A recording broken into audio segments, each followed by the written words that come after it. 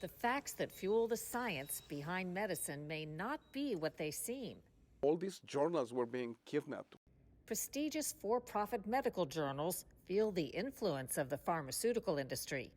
There is no question that these journals have been taken hostage by Big Pharma. There is no question about it. This week, an upstart medical journal bucking the system, claiming to be free of pharma influence. Fighting crime is starting to show signs of success in some American cities, but that success isn't always matched by a sense of security. Do you feel safe? I don't walk home alone at night, and in the middle of the night, but I'm not walking around alone in the suburbs, right? It gets really creepy. We're on the streets of Chicago, where policing and politics raise questions about crime and credibility. The war of the drones is escalating, and so are the technologies to jam targeting systems. Problem is, those same GPS systems are deeply integrated into our everyday lives. The idea behind quantum navigation is to provide good information about where you are when maybe GPS is not available to you. A look at the new tech to protect warriors, and maybe even you.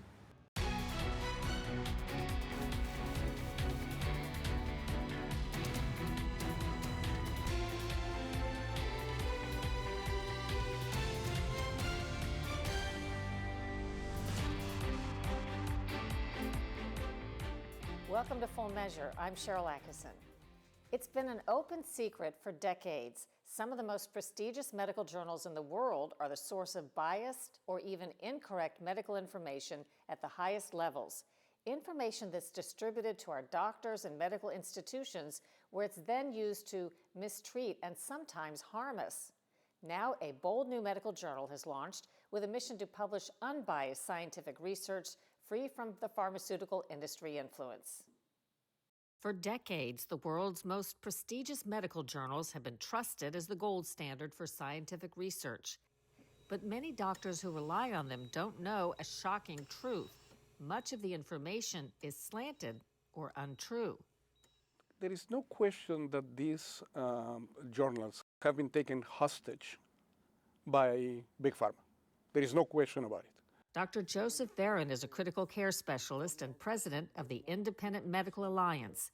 The group started in 2020 as the Frontline COVID-19 Critical Care Alliance, FLCCC, medical professionals who developed treatment protocols for COVID that often contradicted mainstream narratives.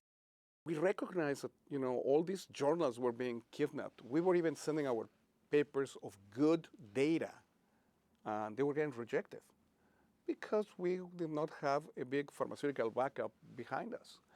So very early, even before we became the Independent Medical Alliance, I had the idea that we needed a journal, an independent journal that would allow independent practitioners, independent key opinion leaders to write papers that were clean, were bias-free.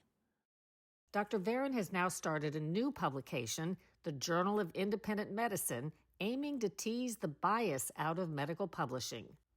Insiders like Dr. Marcia Angel have long sounded alarms about deep conflicts of interest in the journals. She was editor-in-chief of the New England Journal of Medicine and spoke with me in 2017 about what she learned working at the journal starting in the 1970s. Starting about then was when you saw the drug companies assert more and more control. Until finally, over the next couple of decades, they began to treat the researchers as hired hands. They would design the research themselves. You can do a lot of mischief in how you design a trial. Or we'll test this drug and we'll tell you whether it can be published or not. And so if it's a positive study, it's published. If it's a negative study, you never see the light of day. And so I became to be extremely distrustful of most of the research that was published. We did our very best. We often rejected things because it was clearly biased. But anything we rejected always ended up in another journal. Dr. Richard Horton, editor-in-chief of The Lancet, has also cited flagrant conflicts of interest. In 2015, he wrote, "Much of the scientific literature, perhaps half, may simply be untrue. Science has taken a turn towards darkness." These journals, they want the revenue. Let's just be honest. They want the number of advertisements that they can add to their journal. And unfortunately, good science is being lost, or at least it's not being distributed in a way that people can look at it. It's not just advertising. Journals also rake it in when drug companies buy reprints of favorable studies to promote their products, often paying hundreds of thousands to millions per article. Drug makers pay journals to publish sponsored supplements, which critics say disguise industry-backed content as science. And pharma pays collective billions each year for journals to offer selected articles free to anyone, open access, without a subscription so that more people can see them. It's estimated that just 6 major publishers collected $2.5 billion related to open access fees in 2023. I mean, when you have journals that get more than 50% of their income from big pharma, you know that they're going to publish things that it's favorable to this particular company. So you lose credibility. Just to give an example, there is a study that was published a few years back in New England Journal of Medicine related to vaccines. And when you look at the authors, over 90% of the authors work for the company that made the vaccine. You see, if I was the editor-in-chief of that journal, I would say, no, this paper doesn't come in because that's a huge conflict of interest. But obviously, if you're getting money, if you're getting revenue from, you're not going to say, I'm not going to accept you, because if not, you're going to shut down. Here are just a few prominent examples of problematic published studies. The XL trial in the New England Journal of Medicine, paid for by stent maker Abbott, it concluded stents were better than heart bypass surgery. Critics later alleged data manipulation and withholding evidence showing there were actually more deaths with stents. In Lancet and the New England Journal of Medicine, there was rushed publication of 2 studies claiming the drug hydroxychloroquine harmed COVID-19 patients. Both studies were later retracted amid fraud concerns, but only after they'd steered people away from treatment that might have saved lives. The chief medical officer at New York Cancer Center Memorial Sloan Kettering, Dr. Jose Baselga, authored dozens of articles promoting cancer treatments in leading journals like the New England Journal of Medicine and Lancet, but he failed to disclose he'd received nearly $3.5 million in payments from drug companies whose products were favorably mentioned. After the New York Times and ProPublica exposed the scandal, Baselga resigned. Merck published a study in the New England Journal of Medicine promoting its painkiller Vioxx, but the study omitted key data and downplayed cardiovascular risks. Vioxx was later pulled from the market after tens of thousands of heart attacks and deaths. And GlaxoSmithKline published a study on Paxil, claiming the antidepressant was safe and effective for teenagers. That wasn't true, and now the medicine carries strong warnings about risk of suicide in young people. I've come here today to announce my candidacy for the Democratic nomination for President of the United States. Before Robert F. Kennedy Jr. became President Trump's head of Health and Human Services, he was running for president. Then he highlighted what he considers corruption in the journal industry. I will call the medical journals into the Attorney General's office, and I will tell them that we're going to prosecute you for, because the journals are now, lying to the public, and you lying constantly. They become vessels for mercantile propaganda from the pharmaceutical industry. And so I'm going to call them in and tell them that we're going to file racketeering suits against them because they're lying to the public. They're committing frauds, and they're the object of huge injuries to the public because doctors are relying on what they saw in those journals. Dr. Varon says it's not only what the journals publish, it's also what they refuse to publish that matters, and he's looking to give ink to some of those articles. Do you have an example of a study or two that you've published that you think might not have seen the light of day otherwise, that has important data there? Well, we recently had a couple of papers, especially as it pertains to the use of alternative treatments for the treatment of cancer, that I can tell you that particular paper done by Dr. Paul Marik and Dr. Justice Hope would not have seen the light of the day in any other journal. And it's good data, it's scientifically sound. It, again, it went through a full peer review, and we got it in, and it's one of the most downloaded papers that we have. Have you been getting pushback from sort of the journal industry, or do they care that you've started this journal for the reasons that you've done so? Oh, we've had, I've had so much pushback, it's not even funny. What kinds of things happen? I mean, for example, editors-in-chief from other journals, renowned journals, say, oh, you guys are not going to be able to make it. Oh, you will not get indexed. You will not be stuff. I mean, you guys are just putting stuff about ivermectin. It's like, no. I mean, we're doing narrative reviews of medications that we believe are important, repurposed drugs that we believe that can be used for other things. We're not pushing the narrative one way or the other. We're just wanting to put in good science. A publication in Intensive Care Medicine was recently retracted after it was found to contain 10 non-existent references from AI, despite the author's claim that the content was original and that AI use was within allowed guidelines. Coming up next on Full Measure, a subplot to America's historic drop in the murder rate.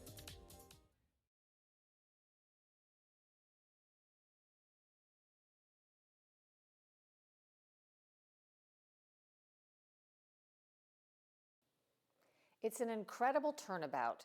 The U.S. homicide rate for 2025 is projected to be the lowest since 1900, around 4 per 100,000 people, the largest single-year decline on record. Chicago is one of the big cities driving the reduction in homicides and other violent crime. That's after President Trump ran in part on a promise to crack down on criminals and the chaos they create. But Scott Thuman reports not all agree on just who should take a bow. Last November, on a local Chicago train, a 26-year-old woman is attacked by a man who doused her with gasoline and set her on fire. Bethany McGee survived, but suffered life-threatening burns. Her alleged attacker, 50-year-old Lawrence Reed, now facing federal terrorism charges. The unprovoked assault shocking the nation and getting the attention of President Trump. Now, they burned this beautiful woman riding in a train. Just weeks later, as crowds left a downtown Chicago Christmas tree lighting ceremony, a 14-year-old boy was killed and 8 other teenagers were wounded in 2 separate Friday night shootings. But that headline-grabbing violence comes against a backdrop of a sharp reduction in crime reported in the city in 2025. Homicides down 29% from the previous year, carjackings down 50%. Overall, violent crime down 21%. On the streets of Chicago, we found a mix of views, but still concerns over crime. I mean, I personally feel safe. I think, I don't walk home alone at night and, in the middle of the night, but I think that's common for, any area, right? I grew up in the suburbs. I'm not walking around alone in the suburbs, right? It gets really creepy. You got your good areas like anywhere else. You got your bad areas. But the west side, it's getting a little bit better, We had these issues before. Community activist, Trump supporter, and candidate for the Republican nomination in her deep blue Chicago congressional district, P. Ray Easley supported the Trump law enforcement surge in her hometown. People will think twice about attacking people on the trains, like the woman got set on fire. If a National Guard was on that train, he wouldn't have poured gasoline on her and set her on fire. We deserve the safety and security that the Chicago Police Department obviously needs help providing. Tom Weitzel spent 37 years in Illinois law enforcement, including 13 as a chief of police in Riverside, a community just west of Chicago. He survived being shot in the line of duty and is frustrated that Chicago's police department is understaffed by hundreds of officers and strained by political decisions.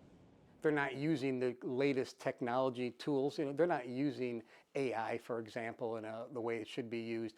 Street camera programs, license plate programs because Illinois keeps passing this legislation to prevent police officers from using it in the way it was intended. They passed a law to disband and dismantle the gang database for Chicago. So Chicago can't use a gang database anymore. Why aren't they being used anymore? Quite simply, the state thought it was racist. But his strongest criticism is for the state's SAFE-T Act, passed in 2021. While its aim to create a fairer justice system might be noble, Weitzel says it turned out to be soft on crime. It really gives criminals or offenders the ability to walk out the door after being arrested for serious crimes. That creates individuals that want to resist the police, want to flee from them, want to fight the police. And then when you get them in custody, they say, yeah, I'll be out in a few minutes. And it may not be a few minutes, but they're out in a few hours. There's one more twist to consider in Chicago's crime story. Two competing factions are claiming credit for the reported crime reduction. The Trump administration, after the surge in federal law enforcement, and Mayor Johnson, who accused Trump of attempting to take credit for our work driving down crimes and violence. But there's reason to ask whether the stats reported in Chicago and other cities are real. In mid-December, the House Oversight Committee published an interim report on Washington, D.C., finding police and city leaders there put pressure on commanders to manipulate crime data to make the nation's capital appear safer. After the unprovoked transit attack in Chicago on the woman who was badly burned, it emerged that Reed, the man now in custody, was previously arrested more than 70 times. And that has kind of changed the narrative. People that were supporting the Safety Act and everything that it brought with it are starting to say, well, maybe we need to look at some changes. You think that's perhaps a wake-up call? It is. So we don't know how that's going to end, but we do know that what happened to her has changed the public narrative in the Chicago area. And may just change how crime is handled in America's third largest city. For Full Measure, I'm Scott Thuman in Chicago. Coming up on Full Measure, upgrading GPS to a better way.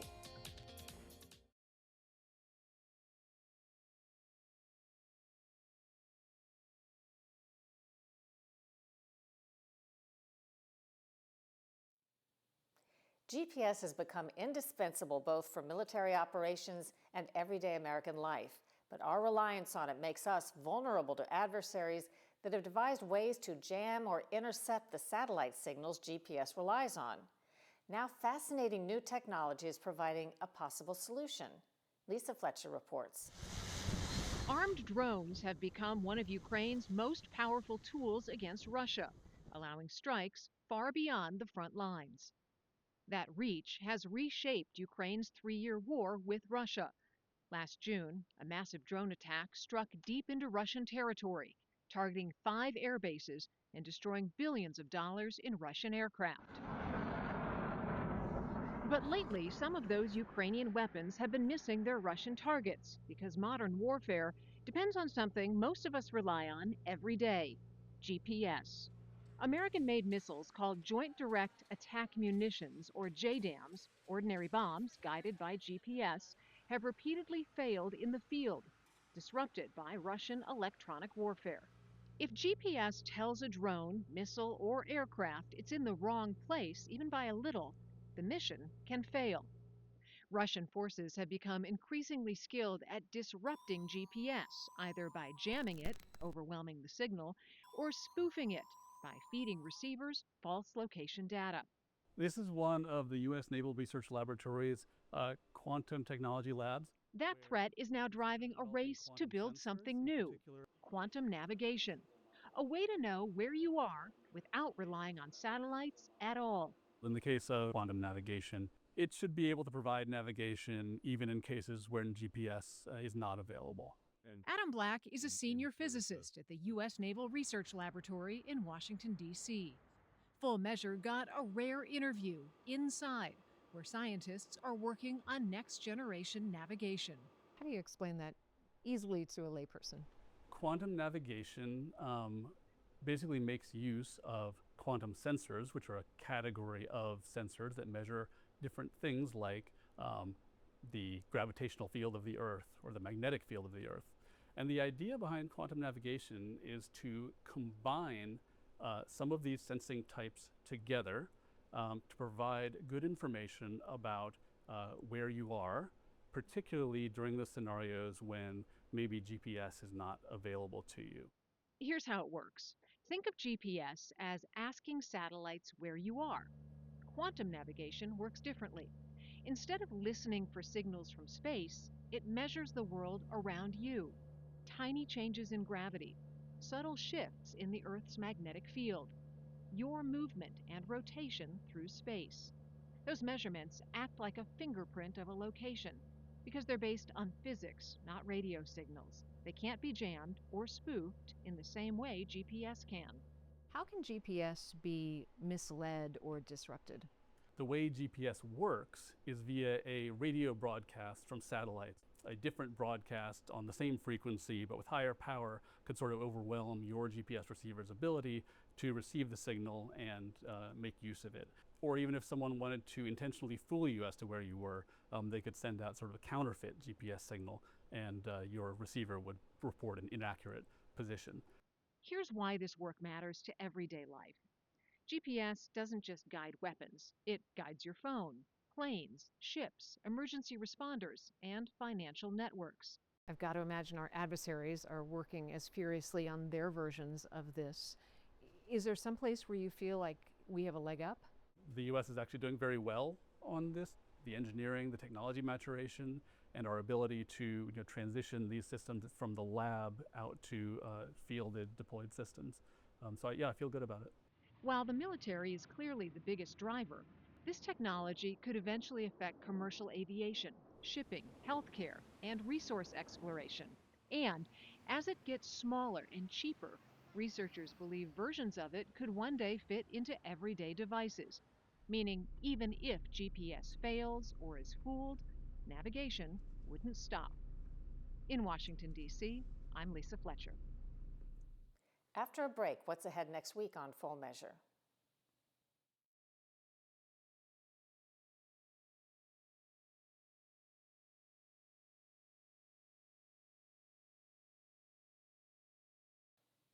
Coming up next week on Full Measure, we're on the ground in Minneapolis on the first full week since the announced withdrawal of hundreds of federal agents and new cooperation between ICE and local jails.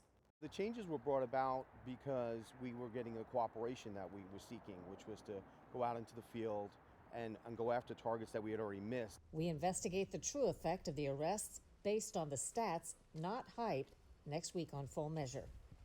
Until then, we'll be searching for more stories that hold powers accountable. Thanks for watching. I'm Sharyl Attkisson.